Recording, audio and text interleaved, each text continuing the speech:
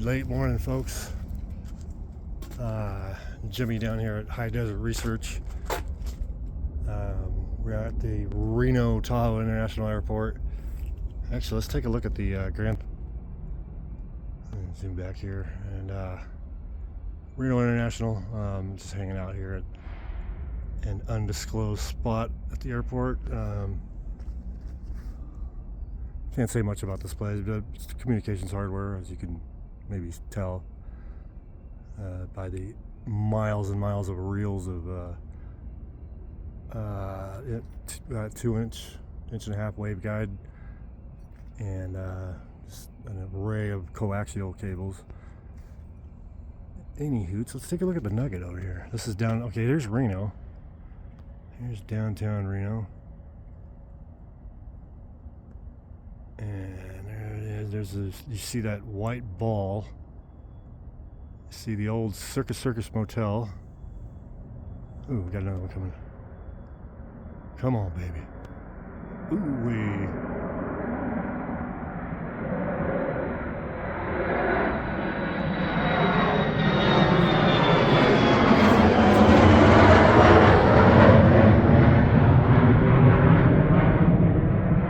I don't know who that was. That was the first plane you saw take off was Alaska Airlines. Again, the downtown Reno. Where's it at? I lost it for a second here. There you are. The biggest little town in, what is it? The biggest little city in Nevada or the world? The world. Which is on the arch as you come through Reno. I know what you're thinking. Yes, Vegas is better. Las Vegas is bigger and better, but Northern Nevada has things that they don't have down there in the low desert. This is high desert. They don't have Lake Tahoe right there. That's one thing Vegas doesn't have. They don't have Lake Tahoe. And I mean, if you've never been up here, wherever you live in the world, it's definitely worth it. Even if you live on the other side of the world, it's certainly worth. It's just, especially if you like the mountains, the Sierra Nevadas, which this is part of over here. It's probably. I mean, I haven't been around too many places. Really, I needed to do some more traveling, but it is one of the most majestic, gorgeous places on earth that I've been to. Which is the Sierra Nevadas. Donner's up there, Donner Summit. That's where the infamous Donner Party took place. You can go check that out if you come up here. You'll land right here at Reno International, and then rent a motorcycle. I would rent a motorcycle in the summer and just yee-hoo, just zip on up to Lake Tahoe, and we also have Virginia City out here, which is a magnificent place to be when they have their events, whether it's the motorcycle rally, Street Vibrations, which is now twice a year, or the camel races. And Virginia City's it's a step back in time. Buy some cowboy boots and some spurs and leather vest and walk on the old boardwalks, and like you're in the Old West. And then they have old shootouts, fashion shootouts. Mark Twain stayed in Carson City for quite some time, and what else is there? There's, if you want to lose all your money, right there. There's Reno. There's Carson City too. If for all you Bonanza fans out there, Ben Cartwright and Adam and Big Hoss and Little Joe Cartwright, because like that one lady said on Mama's Family. She said she's watching the television. Mama's Family, right? That gal from the Carol Burnett show, pretty young gal back then, and she wasn't that old, but she played Mama, played an old woman. And who was it? I think it was Vern's girlfriend. And she's watching the television. She said, "That ain't no angel. That's Little Joe Cartwright." So, a little humor there for you. What do we got? There is the Grand Sierra Resort in the giant, huge metropolis that is Reno, Nevada. It's a big place. I mean, Vegas got nothing on us. I'm being facetious here. There's the Silver Legacy, the Circus, and a big giant desert mountain. Uh-oh, who is that? Who is that over there? Somebody's actually working. Oh, poor guy. He had to get up and go do something. He was probably enjoying his video he's watching on his phone. It's a slow day out here. That's pretty much why I'm out here making this video. And getting paid to do it, hopefully twice over, but no, I'm kidding. I'll just get paid once for it.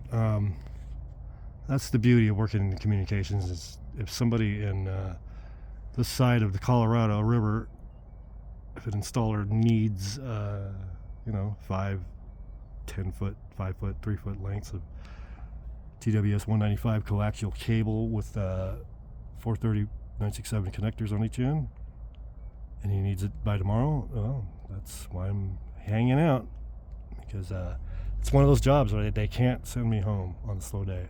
They can, and I can ask, hey, can I get it? Actually, I'm going to try to get it early, because Pinky and I are going on a motorcycle ride together. Actually, I'm going to put him on my tank and let him ride Cowgirl. He's about 200 pounds, big, strong Army man. He's a Viking. See what homie's doing. This is Special Agent Pedactor here. He's not really a forklift driver. He's works for the agency. He's one of the Virginia farm boys. And if you don't know what a Virginia farm boy is, look it up. CIA, baby. He's here because he's staking out the airport. There's been some reports that there's potential boo-boos happening here. I'm sure, it's probably a hollow threat, but they still have to implant people here. I'm joking. He's an actual employee. I need to get off of here because the clown in me is trying to make its way out. I'm trying to make a serious travel video here for you guys. I got 3 new subscribers over the weekend. Welcome. Sorry I don't have your names. I'm a small enough channel still to where hopefully what are these guys doing? What are these guys up to over here? Are they staking us out? Am I gonna have to get up there and go woof woof? Yeah, I got you, bro. Why are you stopped right there at the gate, like you fucking eyeballing? Excuse my language. Look, I'm just gonna roll up here like this.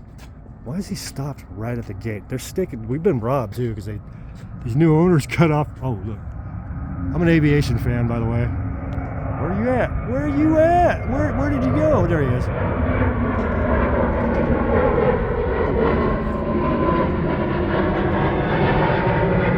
Wow, he's moving slow. He's chill. I couldn't keep up with the last guy. God, I would give anything for like 3 F-18s to take off from here. Sometimes we'll be inside. Everybody does it. You'll be inside. And, working here, you know the sound of the, am I being 86, sir? No. Closing the door on me, sir. Shame on you. So if you hear, you thought I was talking to somebody else or myself, huh? Thought I was talking to myself, probably. You're used to hearing the airline jets take off, or you'll hear UPS and FedEx. One cool thing about UPS and FedEx that I've discovered working here, watching them and filming them, they're carriers. They're not passenger jets. So they're the size of passenger jets, yes, but they're not. They're cargo jets. So when they take off, I never knew this. I never thought it makes perfect sense. When they take off, they're not taking off on a, 30 degrees trajectory. And take off. This is your passenger airline taking off, nice and easy, and not too steep, because they're going to spill their coffee all over that nice new shirt or top. And where's my finger? And they'll just take off. That's how an airliner with people on it. Now, UPS, especially UPS, dude, their pilots are. So FedEx or any cargo jet. Let me zoom out. So FedEx or cargo jets, they'll take off and they'll get hauled out. And as soon as they get airborne, they'll throttle up, and they're going the 30-degree trajectory like the. If you're an airline pilot, you're probably thinking, "What an idiot! He doesn't know what he's talking about." And I don't, but I'm an aviation fan, so listen to my BS for a second. FedEx will take off like this, and then they'll pull back on the yoke, and they'll come up. It'll turn it into like a 60, 70 degree, whatever. Oh, I thought that was a compressor. I thought it was another jet taking off. And then FedEx is like this. Here's Aloha Airlines. They're taking off like this. And they just go up into the horizon. FedEx, as soon as they get out here, they've been airborne for a minute or two, or like 30 seconds, and then they'll change their trajectory, and they're going upstairs, baby, like the Blue Angel said. Up we go, headed upstairs. Okay, steeper. UPS, they'll get going, they'll pull up, and then they'll pull up again. And I saw this UPS jet one morning.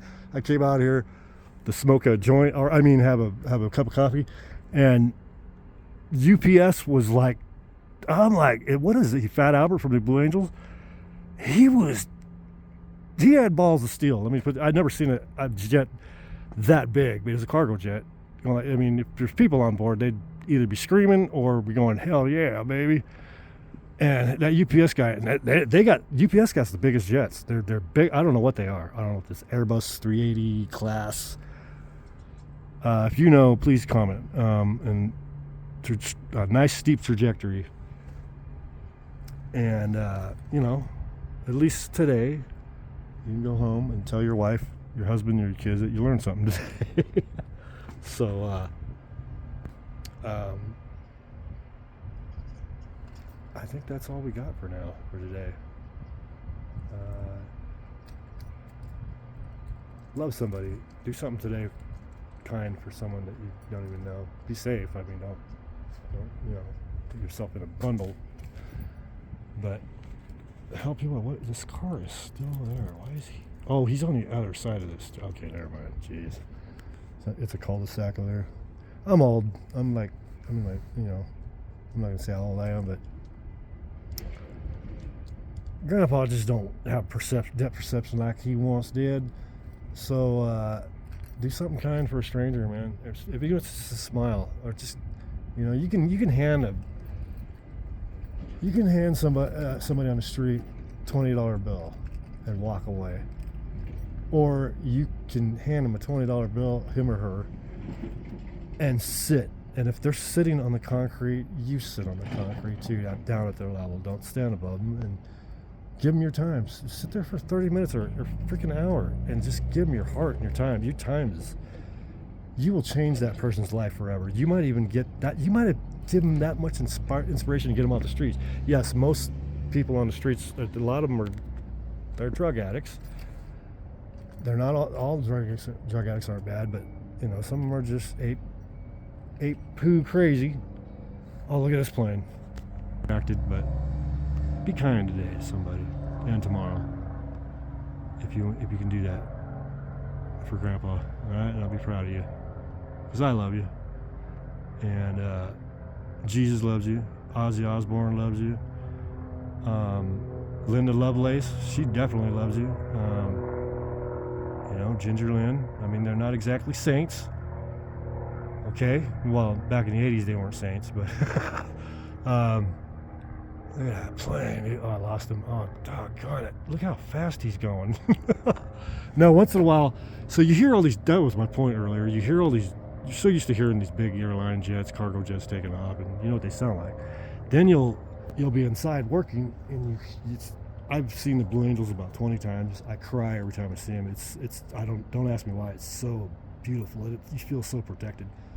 To watch 6 40,000-pound carrier qualified jets. They're the only flight demonstration team in the world. The Blue Angels. They're the best. There's nobody like them.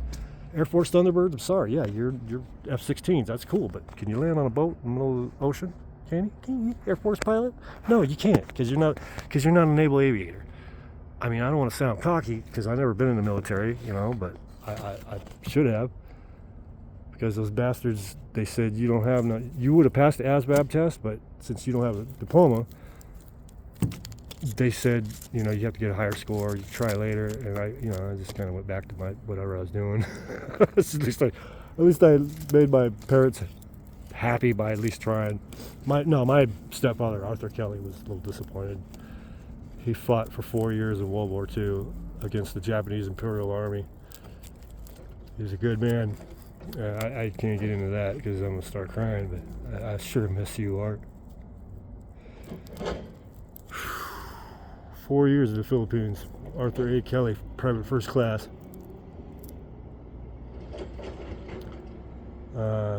What a good man. What a good, kind man. Maybe I should talk about this for a second. You know, I know a lot of guys that was in Vietnam and Iraq, which was I think was worse in its own way. Way worse. It's what I'm not even going to get into that. I know things about the Iraq War, and I got from first-hand accounts. Well, diddly doggone it. Where is he? Where did he go? I can't see you, sir. Ladies and gentlemen, that was the invisible airplane. The world's first invisible airplane. And my producer's telling me it's time to sign off. I love you guys.